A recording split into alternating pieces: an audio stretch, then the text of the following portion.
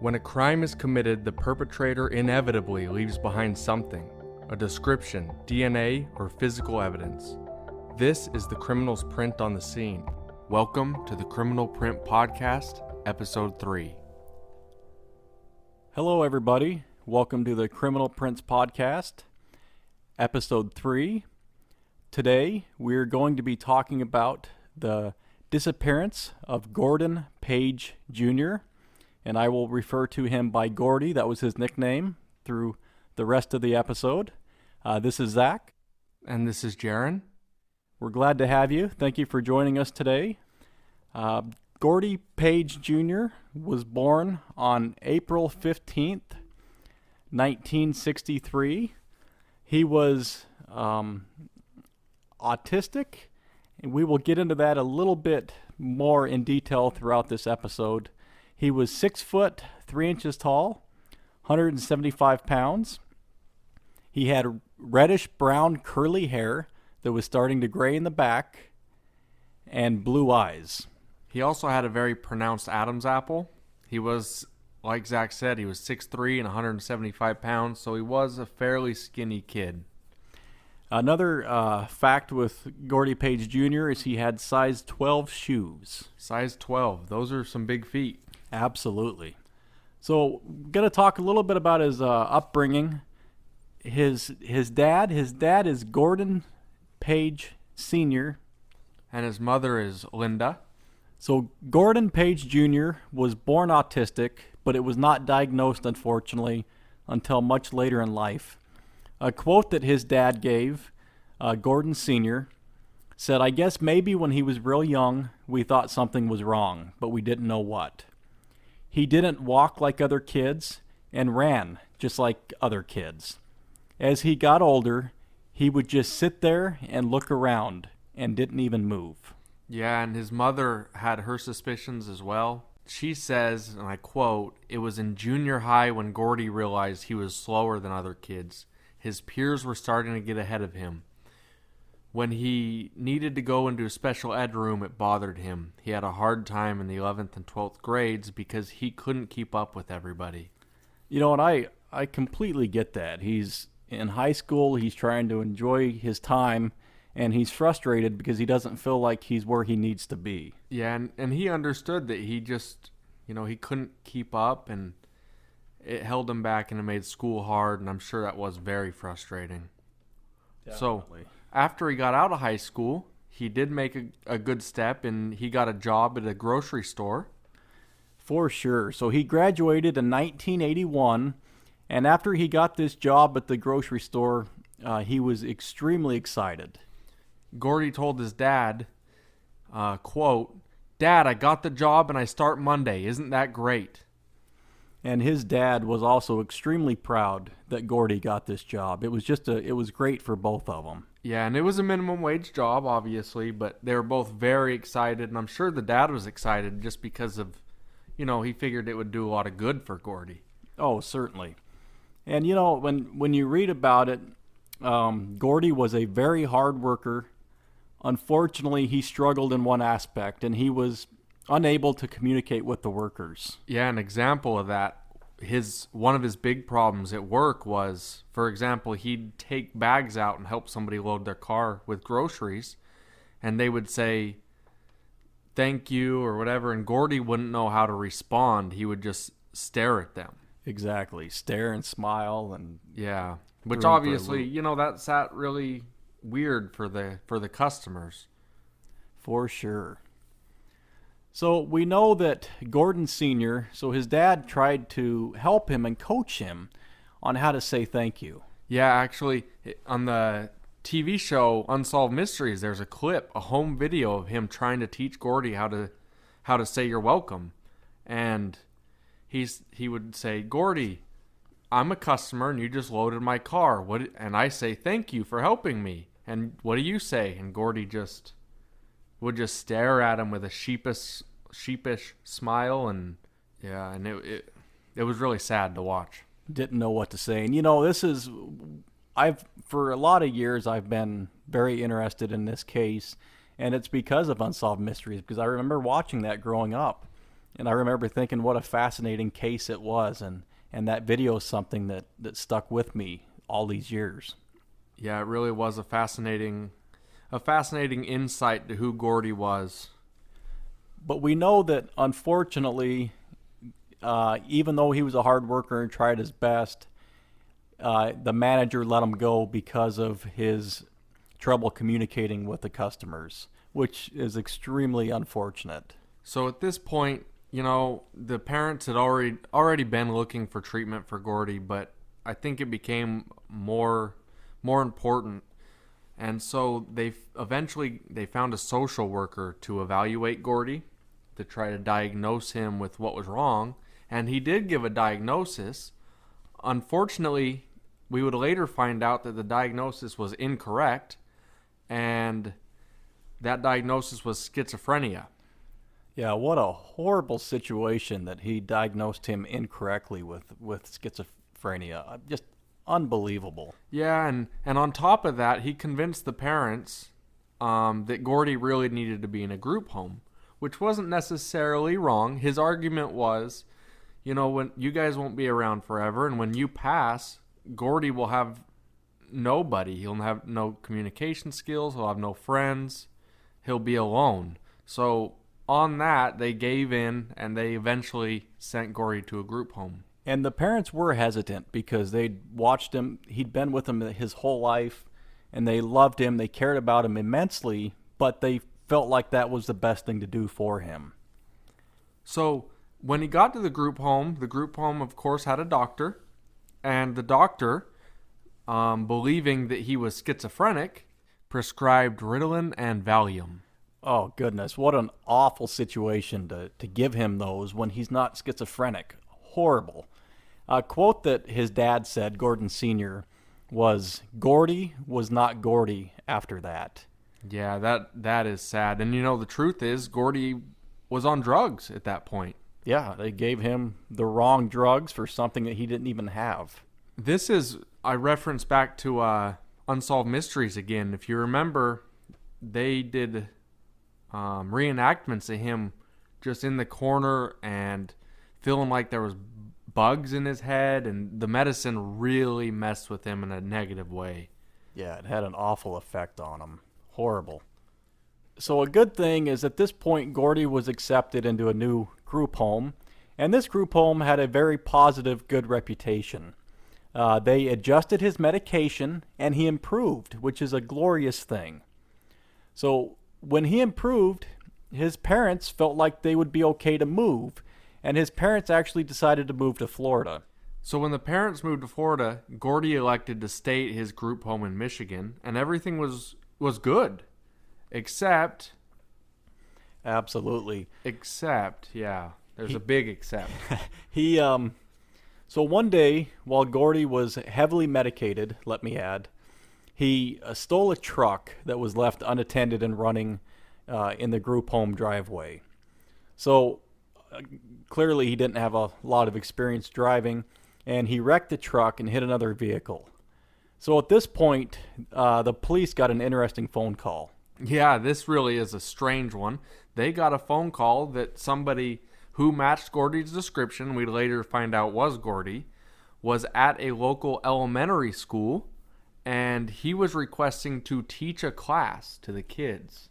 Yeah, this is extremely strange. But to Gordy's defense, he was highly medicated, and he wasn't all there at the time. Yeah, again, Gordy, he was on drugs. Absolutely.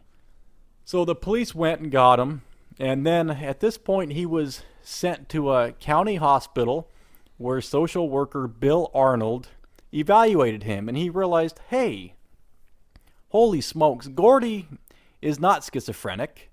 He's actually autistic. He's got a high-functioning autism. Yeah, in fact, here we got a quote from Bill Arnold, and he says, "Once we got him off those medications and started treating him as an autistic, working, training, and just giving him respect, he was a totally different individual."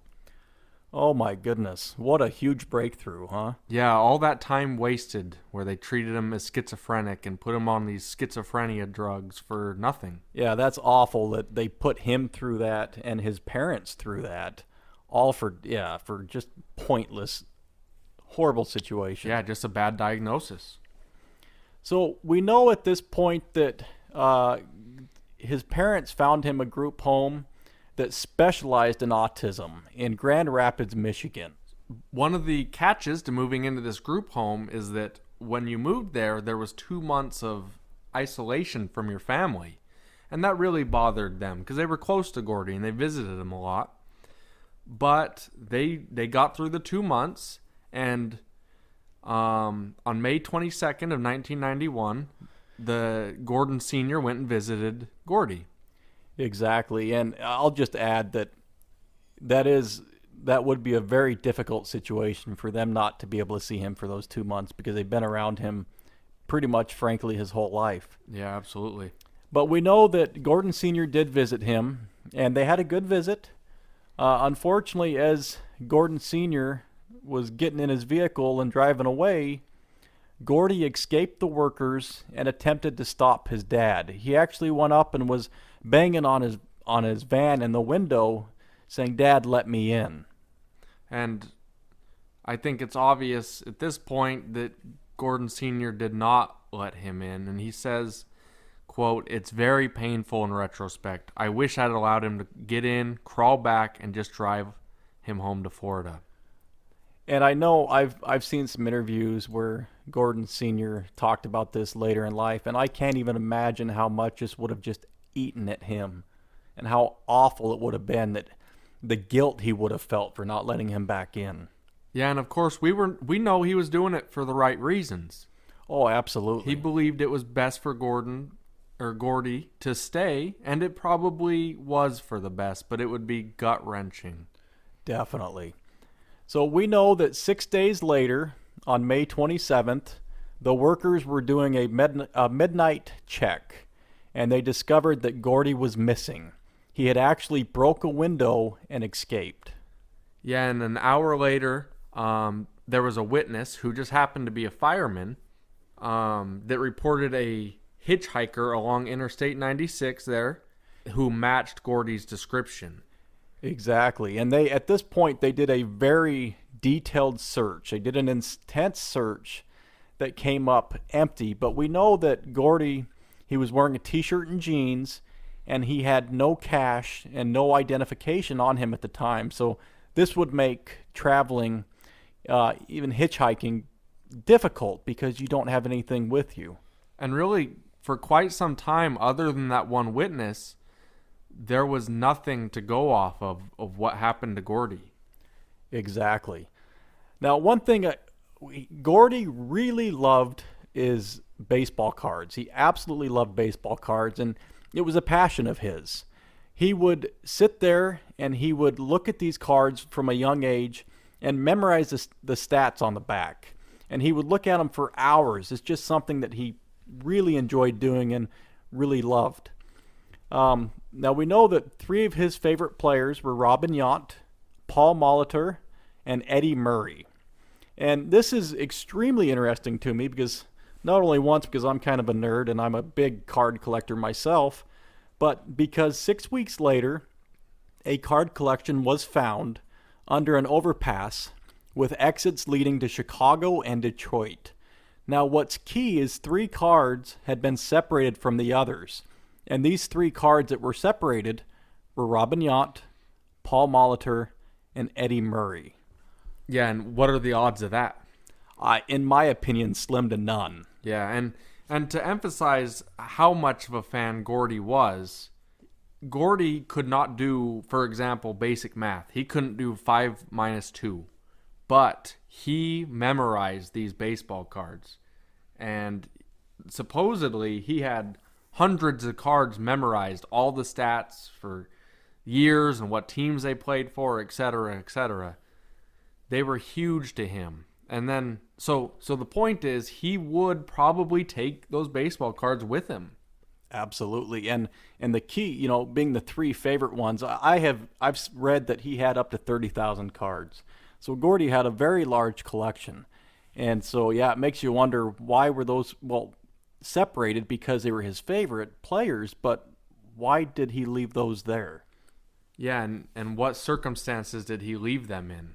Because, again, that is not something Gordy would intentionally leave behind. Exactly. So, something that comes to my mind is, I guess, what happened. Because unfortunately, at this point, this is kind of like Jaron was saying, the sighting by the firefighter was really the last sighting that we have of Gordy.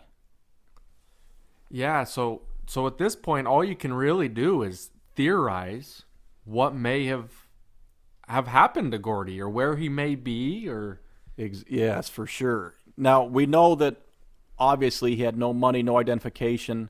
He could have been homeless. yeah. So that's probably the best theory. And there is a very large homeless population. There is, absolutely. The only thing that makes me weary of that theory is, Gordy got a lot of publicity, and nothing came of any of it. And you would think that somebody would have spotted him in that crowd. Well, definitely. And we'll get into this a little bit later, but especially with some of the distinct characteristics that Gordy has. Absolutely. And this is a podcast, so we can't show a picture, but if you were to see a picture, he's easy to remember. And I'll actually put a picture on our Facebook page. Absolutely. We'll leave that so you can look at it before you watch.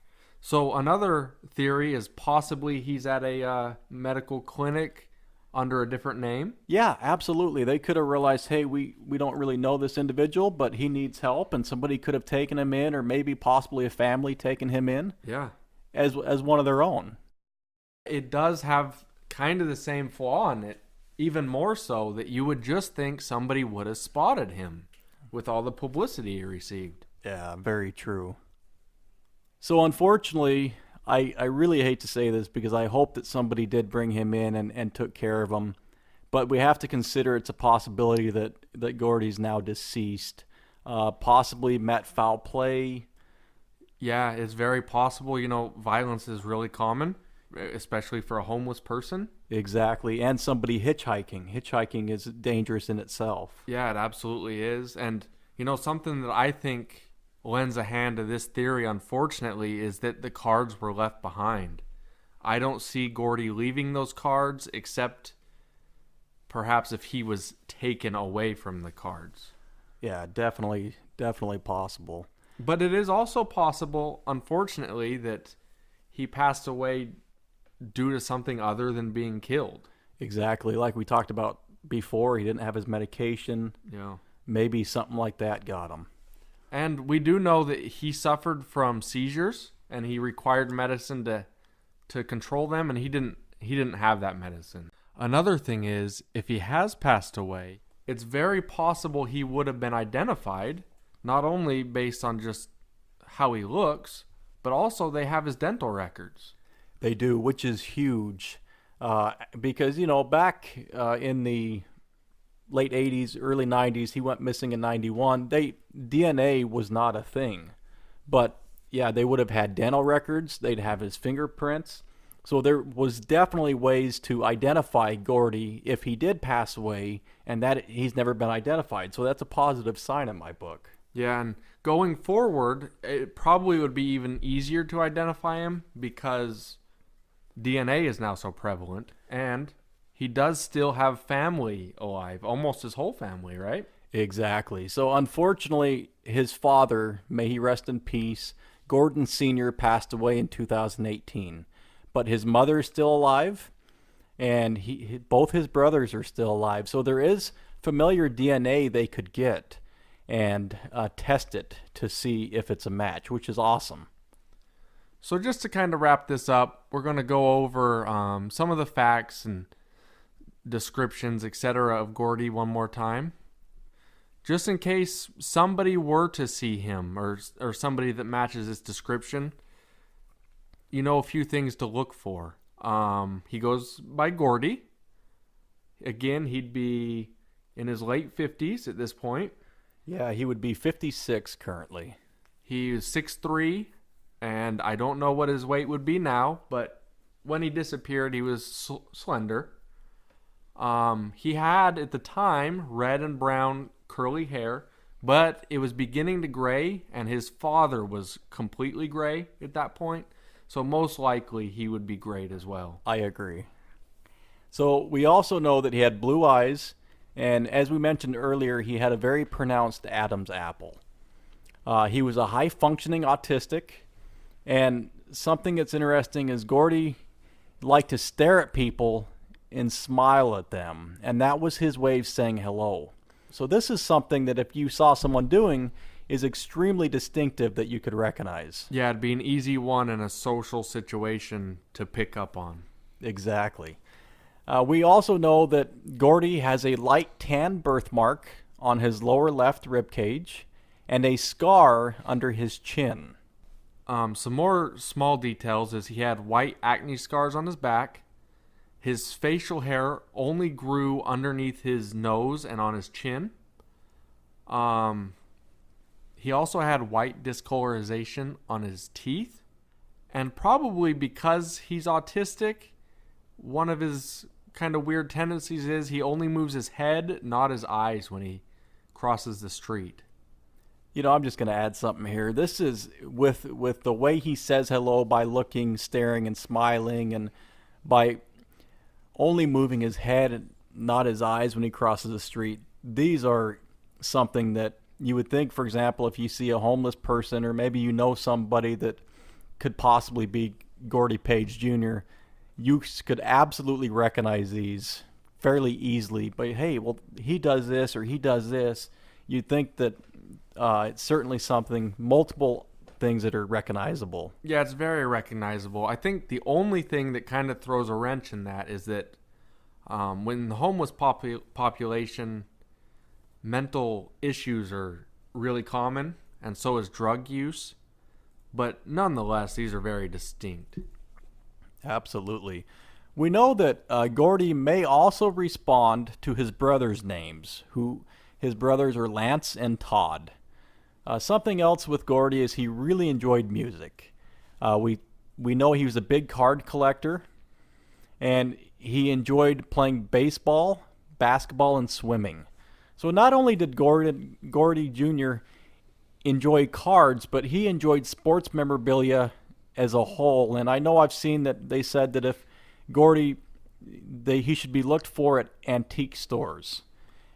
To add to that, he may linger around automotive dealerships because his family owned an auto dealership, as well, of course, as card shops and sports memorabilia shops. Exactly. So the auto dealership would be something he'd be comfortable with because of his family. That's a very good point. Yeah, and all of these are in his comfort zone because, like you say, he was raised around an auto dealership. He loves sports cards. He loves memorabilia.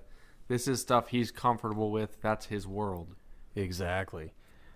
We also know that he would be on the fringe of a crowd. So it's not like Gordy would be right in the center of attention, but he would kind of be to the side and somewhere that you might not see him if you're not paying attention. Yep, he's gonna try to stay out of sight, out of mind. He's not gonna be the life of a party. Exactly. And let me just add that I really hope that Gordy is still out there and that he will be identified one day and returned to his family, because that would be glorious for his family if he was returned. And if nothing else, it would be great for them to have some type of closure. Even if it isn't the result they're hoping for, I'm sure that they would love to just to know what happened and take some of that mystery out. Yeah, just have, exactly as you said, having answers would be huge one way or another at this point. Unfortunately, like Zach's already mentioned, his father passed away in 2018, so he won't ever get that closure.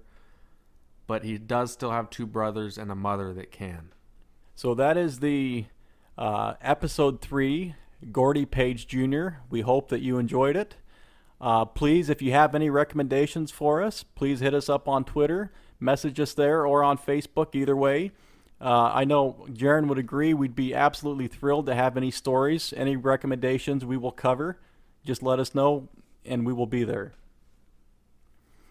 So thanks again, everybody, and everybody have a great day.